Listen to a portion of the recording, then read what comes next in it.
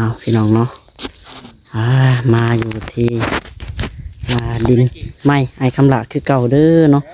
เอาสบายดีไอ้คำละพี่น้องเนาะกำลังพี่น้องเลยหลังจากห้องน้ำห้องในแล้วเนาะทางอ้ายเพิ่นกาเก็บบล็อกเขาไว้ในที่ดินของเจ้าของนะพี่น้องเนาะบล็อกคงจะปลาไว้เนาะหญ้าก็ตายเลยหญ้า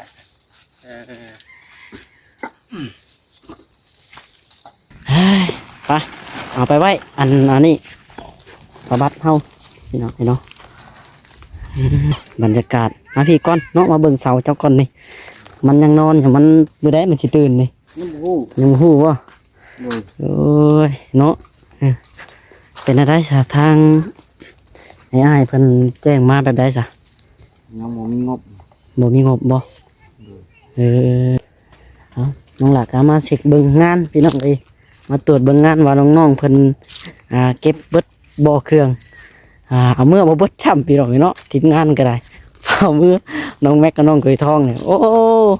บ่ได้การได้แล้วนี่พี่น้องเอ้ย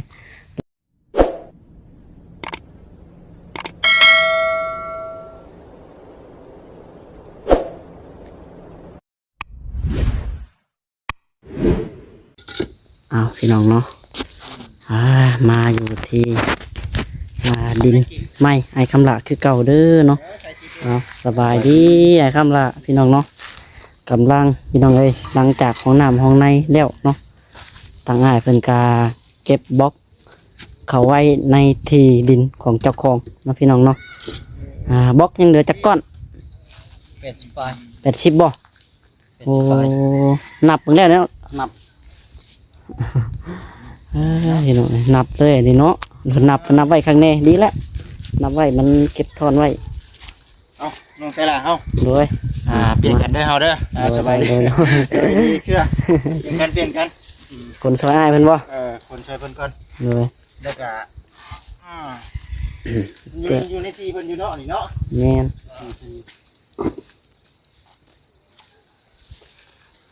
คงจะปลาไว้เนาะหญ้าก็ตายเลยหญ้า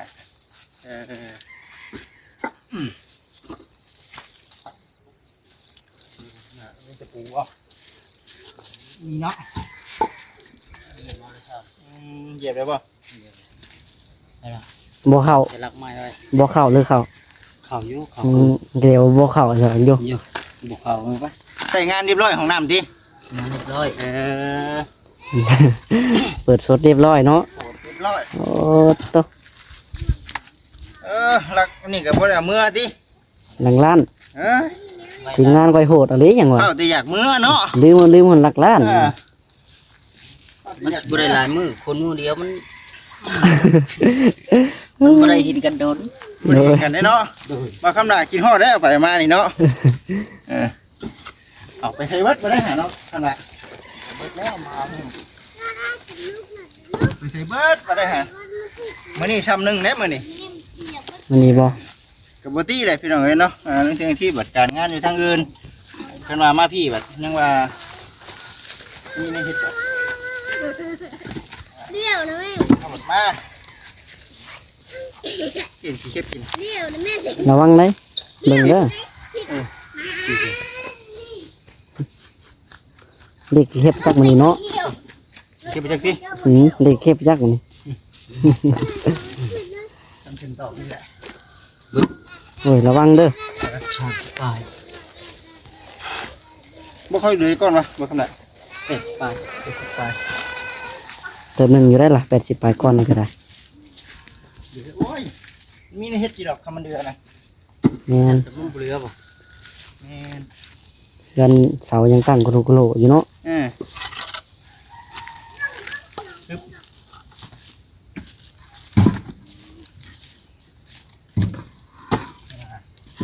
ตั้งไว้ก่อนสันเดี๋ยวเจ้าของที่บัญชีนั่นเนาะยังบ่ใบเครื่องสันนี่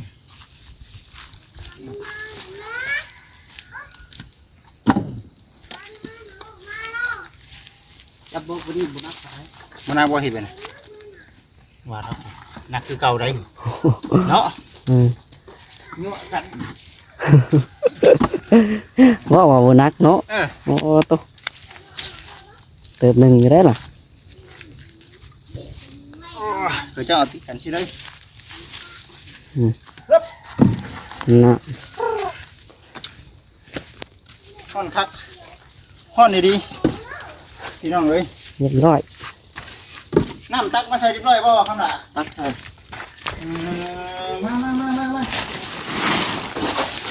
เขาส้นห่มบ่ ยังเครื่องนั่นเนาะเครื่องนี่เครื่องยังเครื่องพักเครื่องถูเนาะ โอ้ เครื่องพักเครื่องถูก็ยังบ่ทันมีบ่ ยัง โอรถบ่มีรถบ่เออโอรถบ่ บ่รถนะ อืม คักบัดนี้เนาะพี่น้องเอ้ยมาแดดเนาะมาห่ม ขนาดน้องลาบ่ได้จับอันบ่จะขนบล็อกยังคือแตกคือแตนนะ เฮ้ยแต่ก็เลยเนาะ โหดเออโคตรฮ้อนเลย คนคัก คนคือตกเนาะ เอ้าฝุ่นไปจักแหละนี่เนาะ โคตรโพ เนี่ยต่อไปก็ได้เนาะบ่น้องสละตัวนี้เนาะ อืม ไม่นิ้วนี่แล้วเฮา เดี๋ยวไว้เห็นละขัวมันมันดอกเด้เนาะ ดอกบ่ เอาใหม่มันอ่อนเด้เนาะ อืม เนาะ จะกินลงไปนี่นะจุด เป็นไม้เนื้ออ่อนเนาะ จุดที่ท่านเป็นไม้อ่อนเลยดิกับตะปูอันนี้ระวังอันนี้เนาะไปอยู่ในส่วนหนึ่งเนาะนี่คือทางเอาน้องเสือทองเพิ่นเท หน่อย ให้อันนี้พี่น้องเลยเนาะมีบนเหยียบขึ้นได้ หน่อย มัน บั ไป นได ให้เรียบร้อย เป็นจะแน่นเบาคำละห้องน้ำห้องในสะดวกสบายวะ โอเคบ่ บายโอเค โอเคอยู่ โอ บ่ เค งา เนาะ นว่าน้ำบ่ลงเนาะ โอเคอย่างเดียว ขนาด ลงอยู่บ่น้ำนะ ลง ตอดมันดิ ลงที่บินมามันสิไหลกลับมันจะไหลลง บ่มีอะไรครับมีแต่ไหลลงเนาะ โดย ขักหลายเนาะ นั่นแหละเนาะปุ่นแล้วบาทนี่เฮ็ดจังได๋เสาเจ้ามันจังสิขึ้นบัดนี้บอกเด็ก FC ได้แม่ หึ เอา โบเลข14ก็ย้ำบ่ถึง เอาบ่ถือกระบอกเนาะ โย่ ถือได้ซะ เสาบ้านเด้พี่น้องเอ้ยเนาะคือบอกเลยยังนอนอยู่เด้ยังนอนรับอยู่ทันได้ตื่น ยังทันได้ตื่นยังทันได้ตื่น ย้ำหอดเวลา ยังหมดเวลาเนาะ โดย กำลังนอนรับฝันดีอยู่ กำลังนอน ไปปลุ๊กไหม นอนก่อน ฮะ นอนก่อ มาน นอนกันบ่ยัดว่าหาวิธีให้มันปลุ๊กแล้วเนาะถ้าบอกเลขบอกเบอร์ FC แหละ โยเนาะ อืม ว่าสิถือเลขรางวัลที่1ว่าสิเฮ็ดยุคเสาเฮือนให้บ่คำลากับบ่ถึงทรัพย์พี่น้องเอ้ยมื้อวานนี่ก็ได้ พอแห้งอยู่เนาะ แม่นั่นแหละเนาะมันก็ต้องเด็ดพี่น้องในช่วงนี้เนาะ ฮ้อน ถึงช่วงจักมุ้งนี่โอ้ยใบหนึ่งใบชงกำลังแบบจะจ้าเลย ลงไปชมนี่ ใบชงดินี่กำลัง ๆเอาพี่น้องเอ้ยเนาะเฮ้ยไปเอาไปไว้อันนี้ประบัดเฮาพี่น้องเอ้ยเนาะ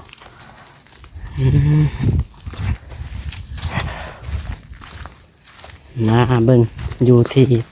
ตู้ไอ้คำลาเพิ่นเนาะโอ้ยเสาก็ได้พี่น้องเอ้ยเด้อมีแต่เสาเนาะขาดกอกหยกขี้เหงื่อบ่มีบ่ไอ้กอกขี้หยกแกขี้กอกขี้เหงื่อนี่นะ วันนี้ บ่มีบ่ วันนี้ เออพี่น้องเอ้ยนี่แหละเนาะบรรยากาศมาพี่ก่อนเนาะมาเบิ่งเสาเจ้าก่อนนี่มันยังนอนอยู่มันบ่ได้มันสิตื่นนี่ น้ำหู้ ยังฮู้บ่ โดย โอ้ยเนาะเป็นอะไรซะทางไอ้อ้ายเพิ่นแจ้งมาแบบใดซะ ยังบ่มีงบ บ่มีงบบ่เออไปซะชวนกันเข้าไปหาบนห่มบนส้นกันเฮาไปพี่อยู่นี่อยู่พี่ก็ได้หาบนส้นห่มคุยกันก่อนเฮาจักหน่อยหนึงพี่น้องเอ้ยเด้อมันร้อนแดดนี่เนาะบ่ไหวได้เลยนี่อยู่นี่ก็ใครดอกบ่ร้อนปานใดมามานั่งก่อน บึ้มแล้ว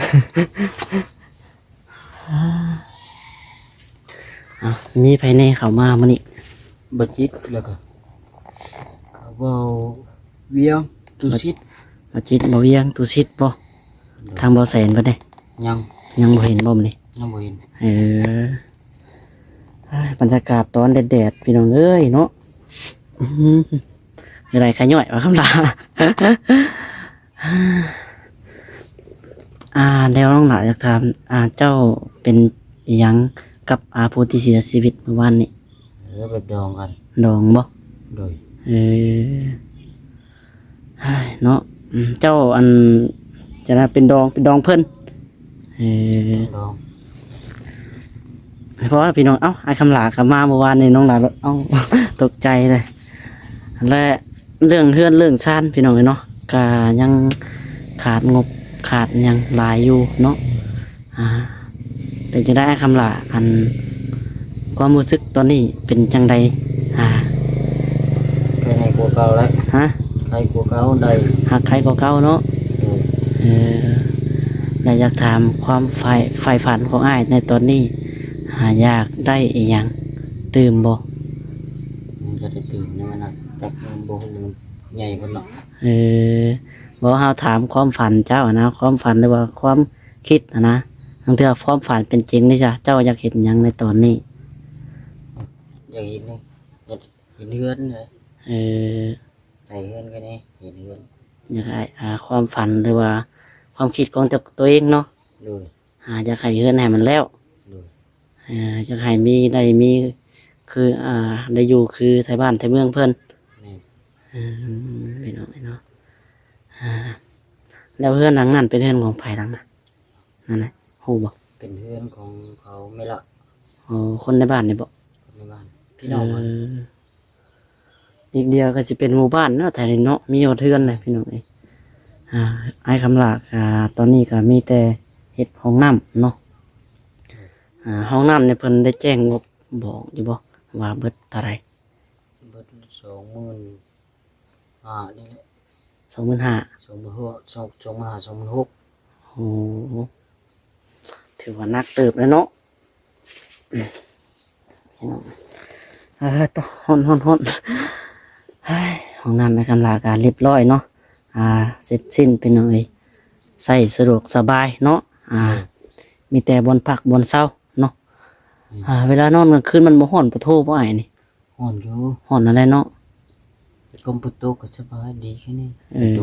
เย็น ทีมงานบ่ได้เข้ามาพี่น้องเนาะบ่ได้เข้ามาเฮ็ดอยู่เฮ็ดงานอยู่นี่แหละอ้ายได้หยังกินเช้านี่ ปิ้งปลาแต่อันนั้นซื้อแต่มือนั่นบ่ ปิ้งปลา เฮ็ดแห้งไว้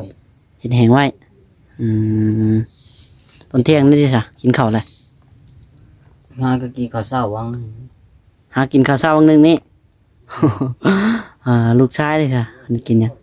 กินเพื่อน กินคือกันบ่กินน้ำกันเจ้าเองได้ป่อนเนาะ แม่น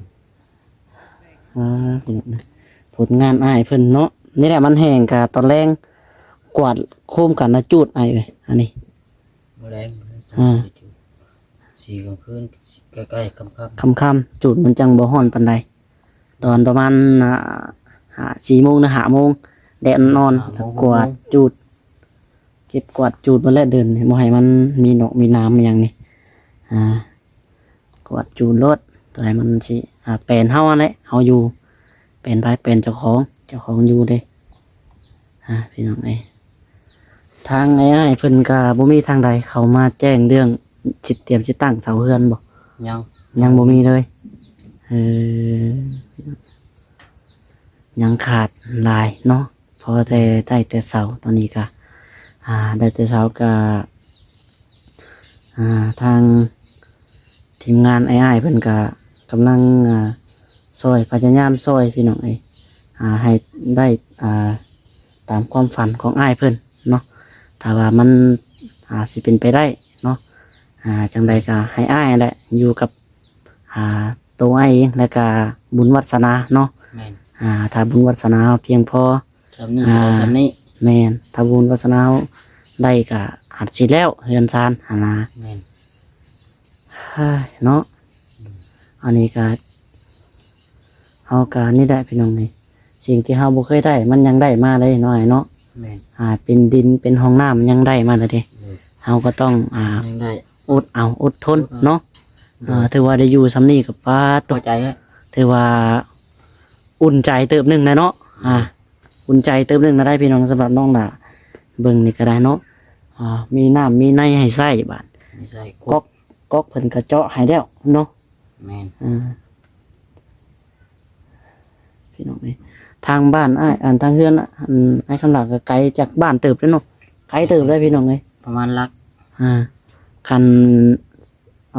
เสียวเขาพื้นเขาไผ่เนี่ยบ่ะเนาะจากเติมหนึ่งอยู่ได้แล้วเนาะ ตึกนั้น พี่น้องมันไกลได้ไกลเติมได้ เป็นลักพุ่นแล้วเนาะ ลัก จากบ้านมาพี่น้องเขาว่าเฮาสิได้สมมติว่าได้ต่อพื้นต่อไผ่เขามาฮอดพี่อะนะโอ้โตรักแสนบ่เลยเนาะแสน2 แสนบ่ได้ทางป้าเพิ่นบ่ได้มาลิ้นนะบ่มื้อนี้ เมื่อไร มาแล้วเมื่อแล้วเพิ่นมาเจาะมาเบิ่งอยู่ซะเนาะเพิ่นก็ มา ได้ คู่มือ เอาคุมือ บ่ได้ปะบ่ได้ปะบ่ได้ไล่เราก็ได้เนาะที่เอามาเจาะเบิ่งซุมื้อข้าวน้ำนี่สะอ้ายนึ่งเองบ่ นั่งเอง นึ่งเอง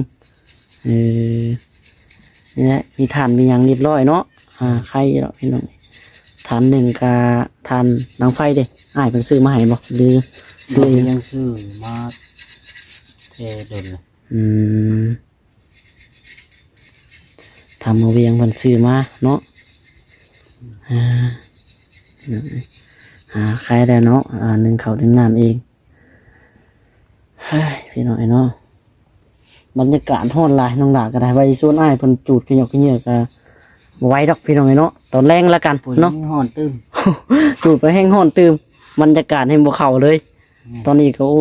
เป็นเวลา2 โมงเลยพี่น้องเพิ่นเรียกว่าแดดเอานะแดดกี่ฝนว่าซั่นซะออกไปได้แหมตรวจรถหลังเนาะเอาไปซะไปโอเคขอบคุณขอบใจหลายๆอ้ายเอ้ยจังไดก็เนาะฝากเป็นกำลังใจอ้ายคือเก่าเนาะให้ได้ตามความฝันได้เด้อเนาะพี่น้องเอ้ยอันนี้ก็อิงตามบุญวาสนาอ้ายเนาะถ้าว่าอ้ายเฮ็ดทำดีต่อไปแล้วก็ฮู้จักหาเฮ็ดนั่นเฮ็ดนี่เนาะอันนี้ก็สุดแต่เฮ็ดเด้อพี่น้องเบิ่งแต่อ้ายเพิ่นลกแต่มื้อใดนี่ลกหญ้านี่บ่ เดี๋ยวแต่มาซื้อมัน บ่มาว่าดิแปลนเบิดพี่น้องเนาะแต่ท่านได้จูดเพราะว่ายาหยุบมันอันนี้ได้เผื่อมันสิตายแห้งเติมหนึ่งเด้ถือฝนบ่ได้แห้งซื่น อันนี้ถือว่าบ่แรงก็จูดได้ดันนี่ จุดได้ ก็เกาะก็กล้วยก็อ้อมเถียงอ้อมเฮือนบัดนี้เนาะอ้อมกระตูบแล้วพี่น้องเอ้ยมีแต่ว่าอาศัยอยู่ก็ทำใจซะก่อนเนาะ ดูใครมา ฮะจังว่าย่านบ่แสนบ่จัก อย่าแม่นอยู่ เห็นบ่จิตว่าบ่แสนที่เขามาอยู่โอเคใช่เด้อสบายดีเนาะพี่น้องเอ้ยไปสาเดียวน้องหลานก็เนาะยังนี่หมาเห็นสายไฟเจ้าน่ะกำลังสิกัดเมื่อกี้นี่ มาตัวได้ หน้าสีดำนะ แม่ง พี่น้องเอ้ยเนาะโอเคเด้อสำหรับคลิปนี้เนาะทางน้องหลานก็ได้เนาะจักทีซอยทางง่ายเป็นจังไดพี่น้องเอ้ยเนาะมีแต่ถ่ายคลิปแล้วก็ลงให้ FC พิจารณานำกันพี่น้องเอ้ยเนาะเฮือนซานนี่แหละอันนี้ก็ได้เนาะเห็นแต่เสาพี่น้องเอ้ยเนาะนอนอยู่ทันได้ตื่น